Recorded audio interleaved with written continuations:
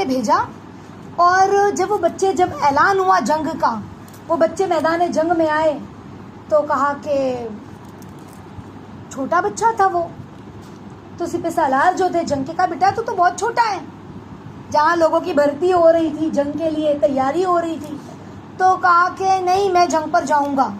تو کہا بیٹا تجھے پتا ہے جنگ کسے کہتے ہیں؟ کہا میری ماں نے مجھے بتایا جنگ کسے کہتے ہیں. تلوار سے گردن کٹتی ہے، شہید ہو جاتا ہے بندہ، مجھے معلوم ہے جنگ کسے کہتے.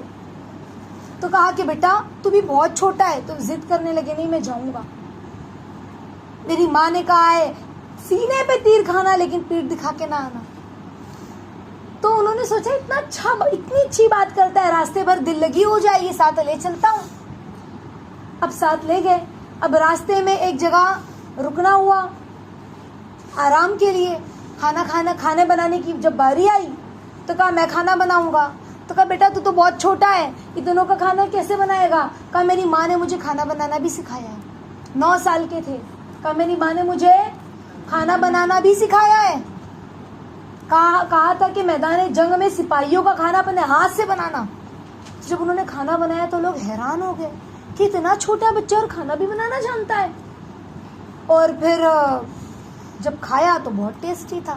پھر میدان جنگ میں پہنچے اور صف بندی ہونے لگی. میدان جنگ میں جب انسان پہنچتا ہے نا تو صف بندی ہوتی ہے. پہلے تیر انداز ہوتے ہیں، پھر گھوڑ سوار، پیدل وہ پھر گھوڑ سوار، اس طرح سے لوگ صف میں کھڑے ہوتے ہیں.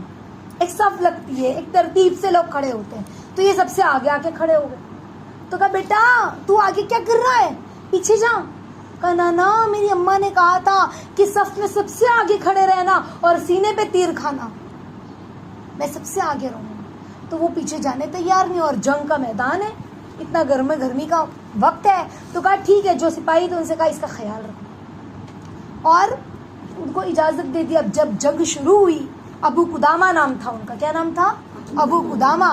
جب جنگ شروع ہوئی تو اتنی گرمی تھی جنگ میں کہ وہ انہیں بچہ یاد ہی نہیں رہا، دشمن سے لڑتے. اب جب جنگ ختم ہوئی تو کہا کہ ابو قدامہ کہاں ہیں؟ ابو قدامہ نظر نہیں آ رہے. زندوں میں تلاش کیا نہیں نظر آئے، مردوں میں تلاش کیا نہیں نظر آئے، شہداء میں تلاش کیا. ابو قدامہ تو ایک جگہ زخمی حالت میں پڑے تھے. وہ بچے حضرت ابو قدامہ ایک جگہ زخمی پڑے تھے. ان کا سر اپنی گود میں لیا. کہا بیٹا یہ کیا کیا تو نے؟ آخری سانسیں تھی. کہا کہ میں نے سینے پہ تیر کھایا اور دشمن سے پیٹ پھیر کر نہیں بھاگا، میں لڑا دشمن کے سامنے، اور اب میرے پاس وقت نہیں ہے. جب آپ مدینے جاؤ گے نا تو میری چادر میری ماں کو دے دینا.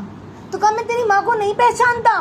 تو کہا کہ میری بہن بھی وہاں کھڑی ہوگی 6 سال کی، مجھے تلاش کر رہی ہوگی. جب لشکر واپس پہنچے گا نا تو میری بہن بھی میرے انتظار میں ہوگی، تو آپ اس کو میری چادر دے دینا. کہا ٹھیک ہے. اور انتقال ہو گیا، شہید ہو گئے ابو قدامہ. اب جب وہ لوگ پہنچے اپنی مقام پر تو ایک چھوٹی بچی انتظار کر رہی تھی. کہا بیٹا کس کا انتظار کر رہی ہو؟ کہا میں اپنے بھائی کا انتظار کر رہی ہوں. کہا کیا نام ہے؟ کہا ابو قدامہ نام ہے. کہا بیٹا تیری ماں کے پاس مجھے لے چلنا. وہ لے کے گئی اور دروازہ پہ دستک دی تو ان کی والدہ تھی دروازے پہ. تو وہ خون سے بھری ہوئی چادر ابو قدامہ کا جو کپڑا تھا وہ دیا، اور کیا کہا کہ یہ آپ کا بیٹا شہید ہو گیا اور اس نے سینے پہ تیر کھایا ہے. آپ کے بیٹے نے سینے پہ تیر کھایا ہے، پیٹ پھیر کر نہیں آیا. کیا کہا؟ سینے پہ تیر کھایا ہے، پیٹ پھیر کر نہیں آیا. تو وہ عورت ہاتھ میں چادر لی، اس کی آنکھوں میں آنسو تھا، اور وہ دوڑتی ہوئی اپنے گھر کے اندر کی طرف دوڑی. تو یہ سوچنے لگی کہ شاید یہ صدمے میں پتہ نہیں. تو وہ اندر گئے تو انہوں نے کیا دیکھا کہ اپنی چادر کو قبلے کی طرف رک کر کے ہاتھوں کو اوپر اٹھائے وہ کہہ رہی تھی کہ اللہ جب جنگ کا اعلان ہوا تھا میرے والد، میرا باپ، میرا شوہر سب شہید ہو گئے، اب میرے